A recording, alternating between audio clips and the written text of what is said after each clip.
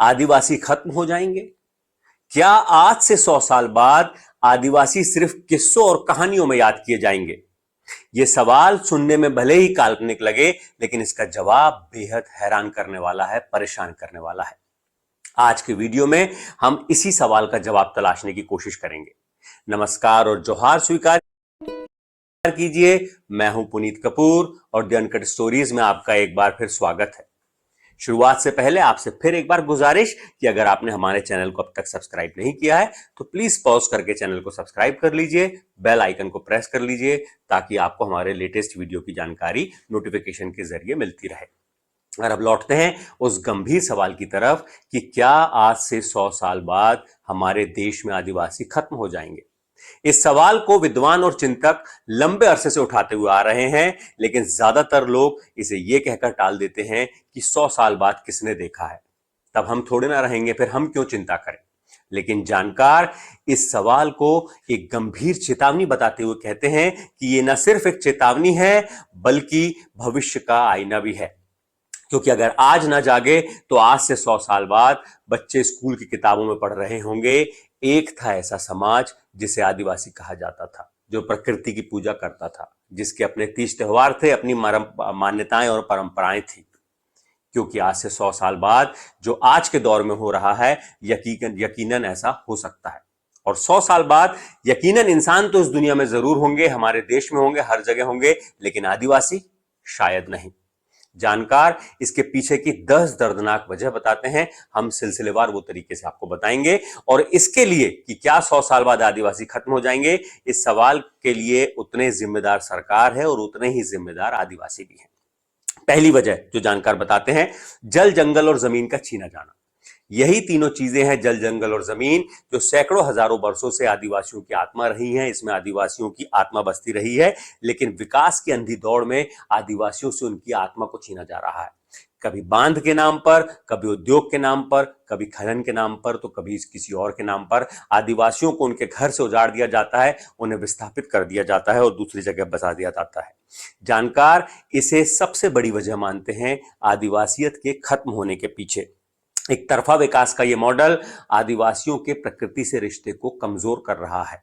उनसे वो सब छीना जा रहा है जिस पर सदियों से उनका वजूद टिका हुआ था। ये एक बड़ी वजह है। दूसरी वजह है स्कूल की किताबों से आदिवासी संस्कृति और इतिहास का गायब होना।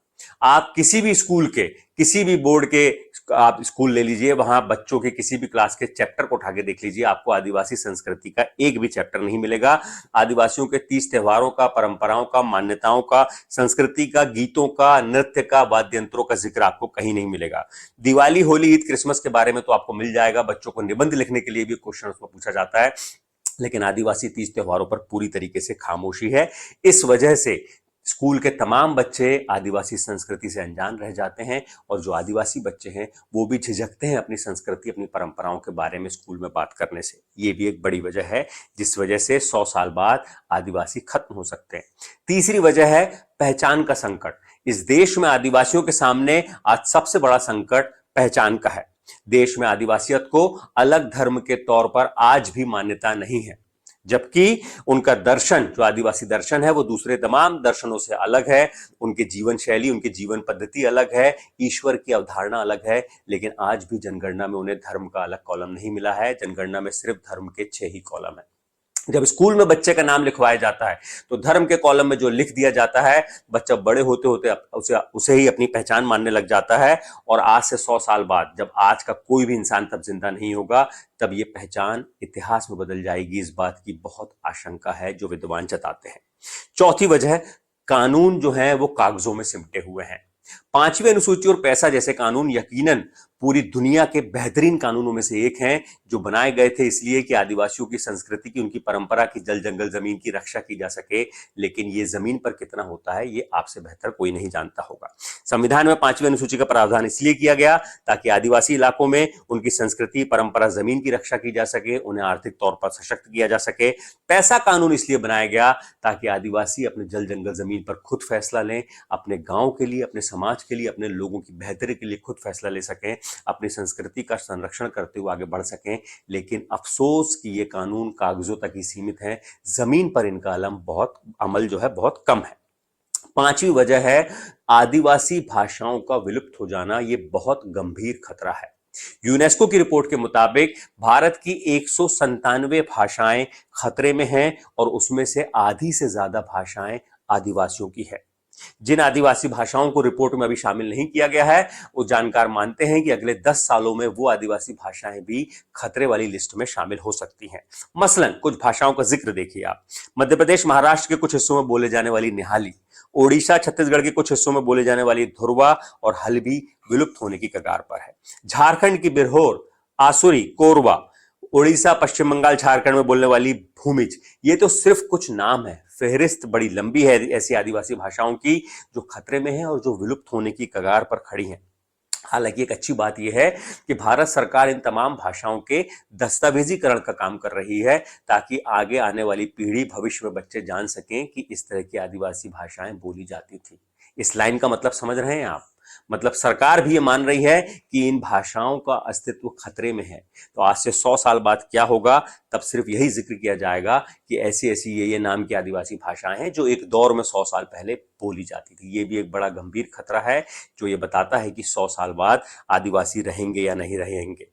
6वीं वजह, आदिवासियों का बदलता नजरिया। 21वीं सदी में कई आदिवासी युवा खुद को आदिवासी कहने में संकोच करते हैं, शर्म करते हैं, अपने पहनावे में शर्म आते हैं, अपनी भाषा बोलने में संकोच करते हैं, अपने तीज त्योहारों को, परंपराओं को पिछड़ा हुआ मानते हैं और इसीलिए आदिवासियों की जो संस्कृति है, परंपराओं है, उनको पीछे छोड़ते हुए वो आगे बढ़ते हुए जा रहे हैं। वो भूल रहे हैं कि ये दुनिया की सबसे पुरानी संस्कृति है जिसमें प्रकृति ही भगवान है, जहां किसी के साथ भेदभाव नहीं होता, ना जहां जात पात है, ना वर्ण व्यवस्था है, ना कट्टरता है। वो भूल रहे हैं कि आदिवासियों की सामाजिक व्यवस्था और सामाजिक नियम बरसों से बिना किसी कानून के, बिना किसी सजा के भय के एक दूसरे लोगों को जोड़ते हुए आ रहे हैं। 7वीं वजह, बदलती जीवन शैली। जो बदलते नजरिए के बाद उससे ही जुड़ी हुई वजह है बदलती जीवन शैली। ज्यादातर विद्वान मानते हैं कि आदिवासी धर्म नहीं बल्कि एक जीवन शैली है, जिंदगी जीने का तरीका है। लेकिन वही जीवन शैली, वही जिंदगी जीने का तरीका लगातार बदलते हुए आ रहा है। आदिवासी धर्म में, आदिवासी दर्शन में पूजने के लिए मंदिर और मूर्तियां नहीं होती, प्रार्थना के लिए मंदिर या गिरजाघर नहीं होते, क्योंकि यहाँ पेड़ों के नीचे प्रकृति की भक्ति की जाती है। लेकिन आज मंदिर भी है, गिरजाघर भी है। इसके आंकड़े बताने की जरूरत नहीं है, आप अपने आसपास देख सकते हैं। आदिवासी जीवन शैली एक ऐसी जीवन शैली है जिसमें सुख और शांति के लिए दूसरों की सेवा और भला करने का रास्ता बुजुर्गों ने बताया है, जहां व्यक्तिगत कुछ नहीं होता, सब कुछ सामूहिक होता है। लेकिन धीरे धीरे सब कुछ बदलता जा रहा है और इस बदलाव का मुकाम 100 साल बाद क्या होगा, फिर वही सवाल कि क्या 100 साल बाद आदिवासी खत्म हो जाएंगे। 8वीं वजह है बढ़ता हुआ शहरीकरण और गांव से शहरों की तरफ आदिवासियों का पलायन। ये बड़ा ही निहायत जरूरी है, हो भी रहा है, लगातार वैश्वीकरण हो रहा है, शहरीकरण हो रहा है। धीरे धीरे देखिएगा आप कि जो भारत लगातार गांव में बसता था, अब बड़ी आबादी शहरों में शिफ्ट होने लगी है। लेकिन शहरों में शिफ्ट होने के साथ ही वो आदिवासी अपने संस्कृति से दूर होते जा रहे हैं। जो आदिवासी चिंतक हैं वो सवाल उठाते हैं कि आज शहरों में रहने वाले कितने आदिवासी लोग हैं जो अपनी भाषा में बात करते हैं और अपने बच्चों को अपनी भाषा सिखाते हैं, जो शहरों में रहते हुए आदिवासी परंपराओं, मान्यताओं को मानते हैं, आदिवासी तीज त्योहारों को बड़े अच्छे से वहां पर जश्न के साथ मनाते हैं और अपने बच्चों को कितना ये सब सिखाते हैं। कितने लोग हैं जो अपने बच्चों को आदिवासी दर्शन के बारे में बताते हैं। यही वजह है कि शहरों में रहने वाले आदिवासी समाज की नई पीढ़ी अपने गौरवशाली इतिहास, भाषा और संस्कृति से अनजान है। मैं ये भी नहीं कह सकता कि वो भूलते जा रही है, क्योंकि उन्हें पता ही नहीं है। जब किसी को कुछ पता होगा तभी तो वो भूलेगी। आदिवासी विचारक पूछते हैं कि आज शहरों में ऐसे कितने लोग हैं जो आदिवासी समाज से नहीं हैं और उन्हें आदिवासी संस्कृति, परंपराओं, मान्यताओं, तीज त्योहारों के बारे में पता है, जबकि दिवाली, होली, ईद, क्रिसमस के बारे में तो सभी लोग जानते हैं। 9वीं वजह जो बताते हैं विद्वान, वो है आधुनिकता की दौड़। आधुनिकता की दौड़ की वजह से आधुनिकता और आदिवासियत के बीच का संतुलन लगातार बिगड़ते जा रहा है। ये बड़ी वजह है जिसे विद्वान मानते हैं आदिवासियत खत्म होती जा रही है। आधुनिकता की चकाचौंध में लोगों को आदिवासी मान्यताएं, परंपराएं पुरानी लगती हैं, तीज त्योहार पिछड़े हुए लगते हैं, दूसरी संस्कृति ज्यादा लुभावनी, ज्यादा अच्छी लगती है। इसलिए नई पीढ़ी ने दिनों दिन उसको अपनाना शुरू कर दिया। आधुनिकता दिनों दिन आदिवासियत पर हावी होते जा रही है। ये एक बड़ा खतरा है जिस वजह से आज से 100 साल बाद आदिवासियत खत्म हो सकती है। और 10वीं और आखिरी वजह है मुख्य धारा में शामिल होने के लिए दूसरों की नकल करना, इसका बड़ा दबाव होता है। सरकार भी लगातार कोशिश करती है कि आदिवासी मुख्य धारा में शामिल हों, आदिवासी भी कोशिश करते हैं कि वो दूसरों की तरह हो जाएं, और ऐसा होते हुए वो अपनी जीवन शैली को, अपनी संस्कृति को लगातार भूलते हुए आ रहे हैं। आप सोशल मीडिया में देख सकते हैं, लगातार युवा दूसरों की नकल करने में व्यस्त हैं और आदिवासी संस्कृति और भाषा गुम होते जा रही है।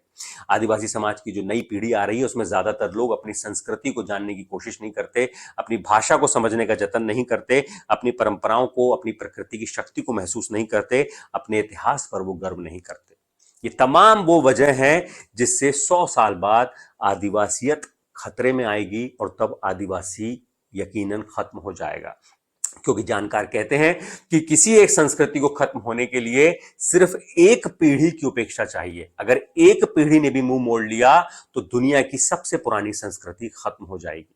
तब इंसान तो जरूर रहेंगे लेकिन आदिवासी नहीं रहेंगे, क्योंकि आदिवासियों का सब कुछ मिट चुका होगा, उनकी भाषा विलुप्त हो चुकी होगी, उनकी संस्कृति लोगों ने मानना, परंपराओं को मानना, मान्यताओं को मानना, तीज त्योहारों को मानना छोड़ चुके होंगे। तब तक दूसरी नई संस्कृति को अपना चुके होंगे।